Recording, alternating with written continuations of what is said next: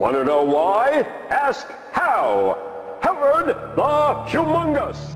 A dangerous thing happens when a lower-ranking power is climbing fast, and when that lower-ranking power is within reach of toppling the dominant superpower, in reach of knocking the dominant nation off the top of the heap.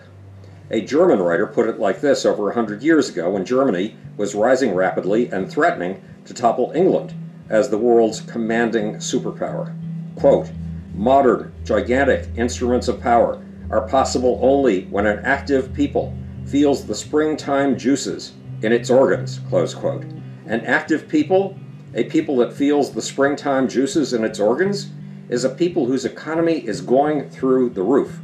And despite all the negative words you might have heard about today's Chinese economy, it is ripping and roaring. The growth rate of the Chinese economy is a staggering 6.5%. That's twice our current growth rate.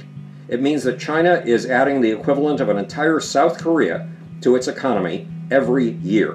Taiwan and China separated in 1948, 70 years ago. Since then, Taiwan has become a democracy and an economic powerhouse, but it is no match for China. Xi Jinping, China's leader, says that he wants Taiwan back and that he will use force if foreign nations intervene. Says Xi Jinping, unification is, quote, "an inevitable requirement for the great rejuvenation of the Chinese people," close quote. Xi means getting Taiwan back is an inevitable requirement for China to return to a position it held for over 2,000 years as the Earth's central nation, the world's richest nation, the world's most technologically advanced nation, and the nation around which all others circle. Today, those others include the United States.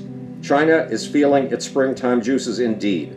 And when Germany felt those springtime juices, the result was a catastrophe, World War I. But there's more. For the first time ever, humans have landed a rover on the far side of the moon, the far side.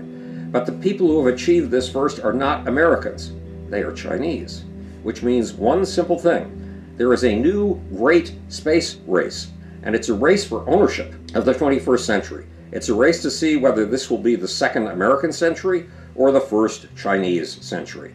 The Chinese mission is far smaller than America's program of rovers and satellites on Mars, and it's not as far out as our probe of Ultima Thule, which delivered pictures a few days ago from 4 billion miles away. Though people around the world have grown accustomed to America's achievements, the Chinese get more attention when they pull off Guinness Book of Records firsts. And the far side of the moon is one of those firsts. What's more, the Chinese moon mission is more sophisticated than you might think.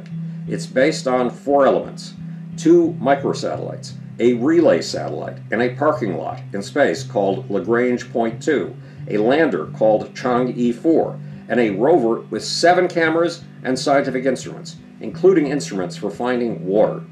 Meanwhile, the lander carries an experiment to test the ability to grow plants, food, on the moon. Despite the astonishing feats of our robotic space program, the Chinese have a big advantage where it counts in putting humans into space to live, love, and labor. The Chinese have a detailed, methodical program to set up a permanent human habitation, a research station, the first hamlet or village on the moon. Then they plan to do the same for Mars. Now, believe it or not, America has no program to put a permanent habitation on the moon. None. And we have no actual Mars program. Zero. We have pretty pictures from NASA, but no real programs, no real funding to back those pictures up. Instead of concentrating on permanently inhabiting the moon, America's money is being diverted into a boondoggle for the big aerospace companies. It's called the Lunar Gateway. The Lunar Gateway is a mini space station that would orbit the moon, but it would have no purpose. Experts like former NASA Administrator Mike Griffin call it stupid. Even worse, it would leave no money in the NASA budget to land people on the moon, much less to set up a pup tent or a Quonset hut on the moon. Homesteading on the moon is crucial. The Chang'e landing is the beginning of what space expert Dennis Wingo calls a moon rush. Space will soon be what California was in the 1848 gold rush, or what the internet was in the 1990s and early 2000s. A vast new landscape in which pioneering companies that follow the example of Amazon and Google will get rich. The moon is laden with the space equivalent of gold, That space gold is water. Water can be used for rocket fuel, for breathable oxygen, and for drinking. It's invaluable in space. With fuel from the moon, you'll be able to travel anywhere in the solar system. And you'll be able to breathe, drink, and raise plants while you zip around. China's Chang'e 4's landing site is crucial. It's strategic. It's an 8-mile deep crater, the deepest crater in the solar system. But more important, it's located near the moon's south pole. That's where experts believe the moon's greatest concentrations of water are located. There's more. The space economy in 30 years is estimated to be worth nearly $3 trillion a year.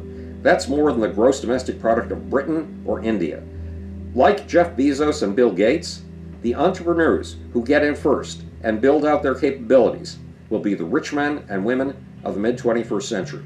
And the country that gets in first and builds the most amazing infrastructure will rule planet Earth.